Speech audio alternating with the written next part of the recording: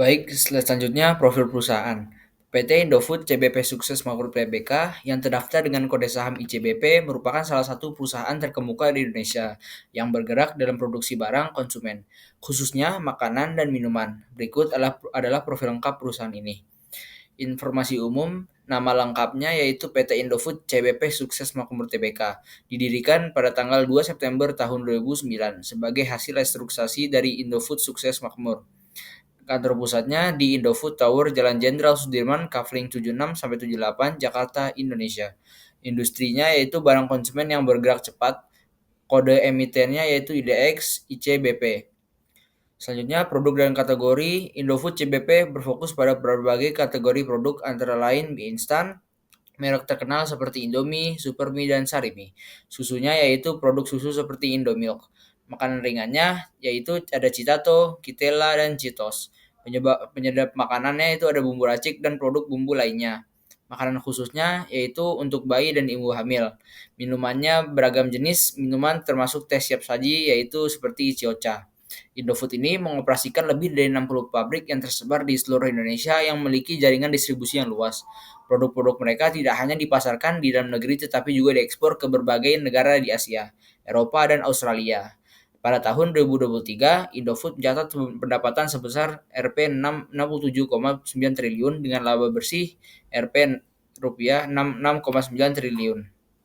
Jadi analisis pestel dari PT Indofood CBP Sukses Makmur Tbk itu yang pertama ada faktor politik, meliputi yang pertama ada kebijakan pemerintah terkait pangan, yang kedua stabilitas politik dan hubungan internasional, yang ketiga dukungan pemerintah untuk UMKM dan industri lokal. Yang kedua ada faktor ekonomi, itu yang pertama adalah inflasi dan fluktuasi kurs rupiah. Yang kedua adalah pertumbuhan ekonomi Indonesia. Yang ketiga adalah daya beli konsumen global. Terus yang ketiga adalah faktor sosial, itu meliputi yang pertama ada perubahan pola konsumsi, yang kedua keberagaman budaya konsumen, yang ketiga ada tanggung jawab sosial perusahaan atau yang biasa dikenal dengan CSR. Yang keempat ada faktor teknologi, itu yang pertama ada proses manufacturing yang canggih, yang kedua ada integrasi teknologi informasi, yang ketiga adalah pemasaran digital dan e-commerce, yang keempat ada inovasi dan pengembangan produk.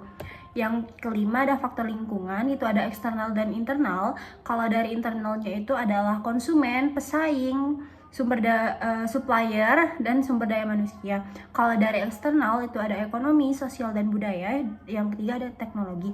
Yang keenam ada faktor hukum, itu yang pertama adalah patuh terhadap regulasi pangan.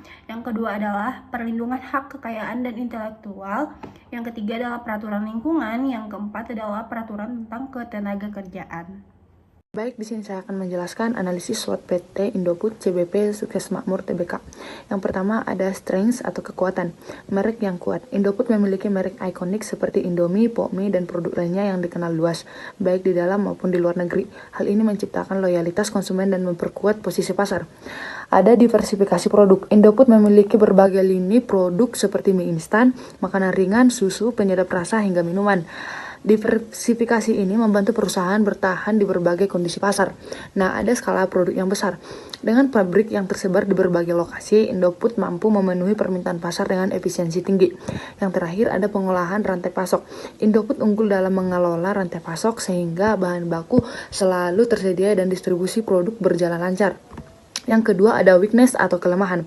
Yang pertama ada ketergantungan pada impor. Indofood sangat bergantung pada bahan baku impor seperti gandum untuk mie instan. Ketergantungan ini membuat perusahaan rentan terhadap fluktuasi nilai tukar rupiah dan harga internasional. Yang kedua ada isu lingkungan. Masalah pengolahan limbah industri menjadi tantangan, terutama karena meningkatnya perhatian konsumen terhadap keberlanjutan. Dan yang terakhir ada sensitivitas harga. Biaya produksi yang meningkat dapat mempersulit Indofood untuk bersaing dalam pasar sensitif terhadap harga, terutama dengan kompetitor lokal seperti mie sedap. Nah, untuk opportunitiesnya atau peluangnya, yang pertama ada tren makanan sehat. Peningkatan kesadaran masyarakat terhadap pola makan sehat menjadi peluang bagi Indofood untuk mengembangkan produk yang lebih sehat seperti mie rendah kalori atau bebas gluten. Yang kedua ada ekspansi pasar internasional. Popularitas produk Indofood di luar negeri seperti di Timur Tengah, Afrika, dan Asia Tenggara membuka peluang untuk memperluas pangsa pasar global. Nah, yang ketiga ada inovasi teknologi. Perkembangan teknologi memungkinkan Indofood untuk meningkatkan efisiensi produksi, memperluas pemasaran digital, dan menciptakan produk yang relevan. Dan yang terakhir ada kemitraan strategis. Kolaborasi dengan perusahaan lokal di pasar internasional dapat mempercepat pertumbuhan dan distribusi produk.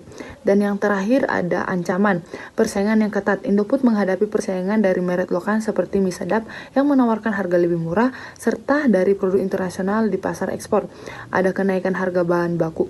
Fluktuasi harga bahan baku impor seperti gandum dan minyak dapat meningkatkan biaya produksi dan mengurangi margin keuntungan. Dan yang ketiga ada regulasi yang ketat. Peraturan pemerintah tentang keamanan pangan, sertifikasi halal, dan isu keberlanjutan bisa meningkatkan beban operasional. Dan yang terakhir ada ketidakstabilan ekonomi. Resesi global dan krisis ekonomi di negara-negara tujuan ekspor dapat menurunkan daya beli konsumen dalam mempengaruhi kinerja perusahaan. Strategi yang harus dilakukan perusahaan untuk kedepannya. Yang pertama, strategi pemanfaatan kekuatan dan peluang. Di antaranya, ekspansi produk sehat dan inovatif. Indofood dapat mengembangkan produk sehat seperti mie rendah kalori, organik, dan gluten free untuk memenuhi tren gaya hidup sehat. Lalu yang kedua, ekspansi internasional. Memperluas distribusi global khususnya di Asia, Afrika, dan Timur Tengah dengan memanfaatkan popularitas Indomie. Lalu yang ketiga, kolaborasi strategi. Bermitra dengan perusahaan lokal di pasar ekspor untuk memperkuat distribusi dan menghadirkan produk sesuai budaya setempat. Lalu yang kedua ada strategi mengatasi kelemahan dengan memanfaatkan peluang. Di antaranya investasi bahan baku lokal. Kurangi ketergantungan impor dengan kemitraan petani lokal atau pertanian kontrak untuk bahan alternatif. Lalu, adopsi teknologi produk ramah lingkungan. Meningkatkan keberlanjutan melalui teknologi ramah lingkungan, efisien energi, dan pengelolaan limbah untuk memperbaiki citra perusahaan. Lalu, diversifikasi pasar ekspor. Perluas ekspor ke negara berkembang dengan daya beli tinggi untuk mengurangi ketergantungan pasar domestik. Lalu yang ketiga, strategi menggunakan kekuatan untuk mengatasi ancaman. Di antaranya, inovasi untuk menghadapi persaingan. Memanfaatkan keahlian rantai pasokan dan skala produksi untuk menciptakan produk berkualitas dengan harga terjangkau guna menghadapi persaingan. Lalu, manajemen risiko harga. Mengamankan kontrak jangka panjang dengan pemasok untuk mengurangi dampak fluktuasi harga bahan baku. Lalu, kampanye branding yang kuat. Memperkuat loyalitas konsumen melalui kampanye pemasaran kreatif khususnya di pasar sensitif harga. Lalu yang keempat, strategi mengatasi kelemahan dan ancaman. Di antaranya, efisiensi operasional. Mengatasi kenaikan harga bahan baku melalui otomasi produksi, digitalisasi rantai pasokan, dan pengurangan biaya distribusi. Lalu, kepatuhan regulasi. Melakukan audit internal untuk memastikan kepatuhan terhadap peraturan keamanan pangan dan lingkungan guna menghindari sanksi. Lalu yang terakhir, diverifikasi produk. Mengurangi ketergantungan pada mie instan dengan mengembangkan segmen makanan dan minuman olahan bermargarin tinggi. Audio Jungle.